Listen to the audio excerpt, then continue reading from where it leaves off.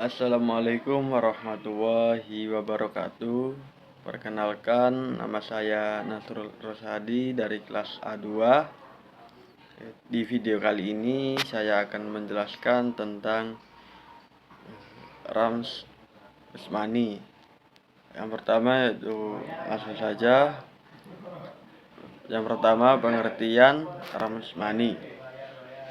Rams Usmani secara bahasa terdiri dari dua kata, yaitu Rams dan Usmani. Rams artinya tulisan, sedangkan Usmani artinya era atau zaman Utsman. Secara istilah, Rams Usmani adalah penulisan mushaf Al-Quran yang ditetapkan sejak zaman Khalifah ketiga, yaitu Utsman bin Affan. Menurut para ulama, dijelaskan bahwa perbedaan Rams Usmani terdapat 3 perbedaan pendapat, yaitu yang pertama, pendapat mayoritas ulama yang menyatakan pola penulisan Al-Quran dalam mushaf adalah bersifat tauqifi, yaitu sesuai dengan petunjuk dan perintah Nabi. Yang kedua, sebagian ulama termasuk Imam Bakhilani dan Ibnu Khaldun berpendapat bahwa penulisan Al-Quran dalam mushaf itu merupakan bentuk ijtihad para sahabat Nabi. Yang ketiga, yaitu pendapat dari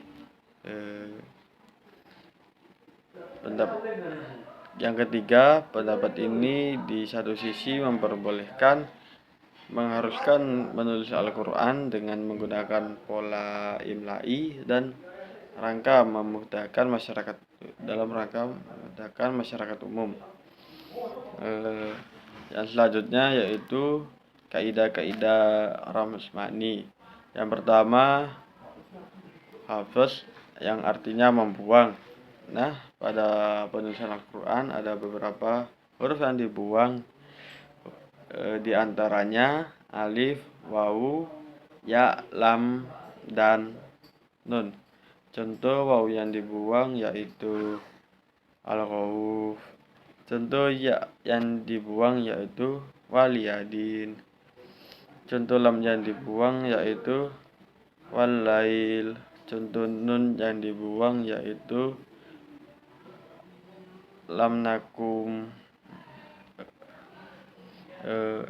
Baik, yang kedua yaitu kaidah-kaidah Rams Usmani kedua yaitu zidayah. Zidayah artinya menambah, dan maksudnya dalam kaidah imla'i huruf-huruf tersebut tidak ada, namun penulisan di Al-Quran dimunculkan walaupun tidak mempengaruhi bacaan. Huruf yang ditambahkan diantaranya alif, wawu, ya, dan ha. Contoh penambahan alif yaitu huruf yang ditambahkan antara lain alif, wawu, ya, dan ha.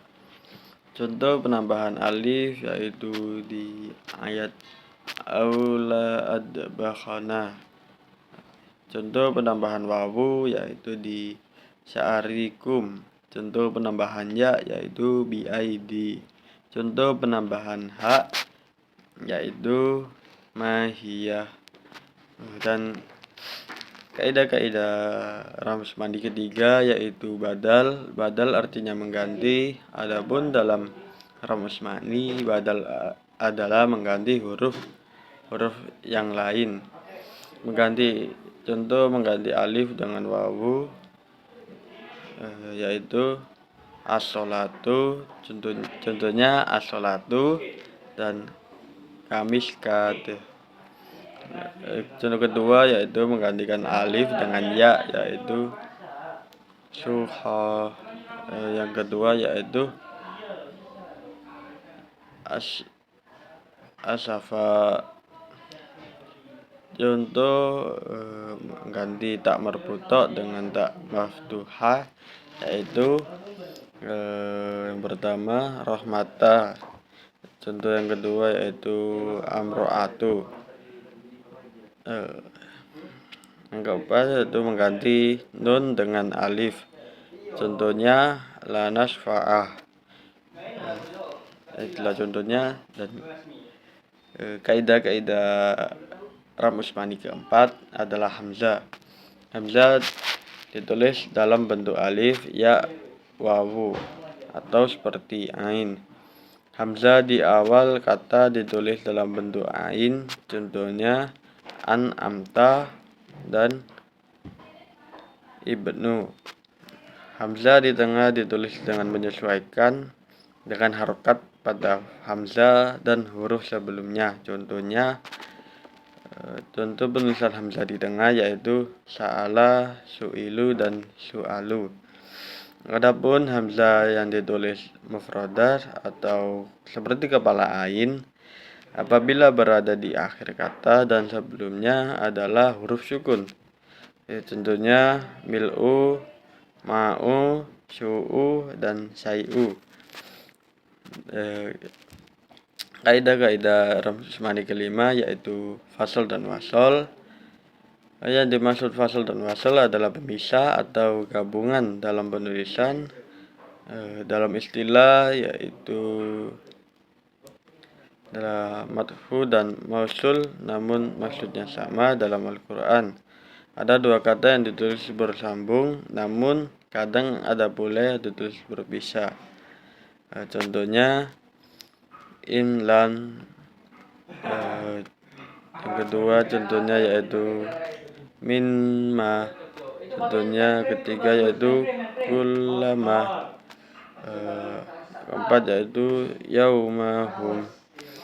Dan kaidah-kaidah ram usmani keenam yaitu kata yang terdapat dua qiraat dan ditulis salah satunya. Apabila ada kata yang dibaca berbeda oleh para ahli qiraat, maka penulisannya hanya satu yang diambil dari yang paling banyak menggunakan. Contohnya kata Malik Yaumiddin. Kata Malik Yaumiddin minnya tidak terdapat alif, walaupun dibaca panjang pada riwayat Imam Hafiz, karena kebanyakan qiraat membaca dengan pendek. Contoh yang kedua yaitu ini. Ihdinas syiratal mustaqim. Kata syiratal ditulis dengan shad, walaupun pada qiraat lain ada yang membaca dengan shin. Dan itulah kaidah-kaidah ram usmani. Yang ketiga yaitu urgensi mempelajari ram usmani. Urgensi mempelajari ram usmani yang pertama yaitu pelestarian Al-Quran, yang artinya kita dapat memastikan bahwa pembaca Al-Quran tetap terjaga dan tidak mengalami perubahan. Yang kedua yaitu keterhubungan sanad. Pembaca Al-Quran hanya boleh diajarkan melalui sanad yang bersambung hingga Rasulullah SAW. Yang ketiga yaitu pemahaman ilmu Al-Quran, membantu dalam memahami disiplin ilmu Al-Quran secara keseluruhan termasuk hubungan rasum dan ilmu qiraat. Yang keempat yaitu relevansi di era modern dengan banyaknya informasi dan variasi bacaan yang beredar. Pemahaman yang mendalam tentang ram usmani membantu kita untuk tetap berpegang pada metode penulisan yang benar dan sah. Itu saja yang bisa saya sampaikan. Kurang lebihnya mohon maaf. Wabillahi taufiq wal hidayah. Wassalamualaikum warahmatullahi wabarakatuh.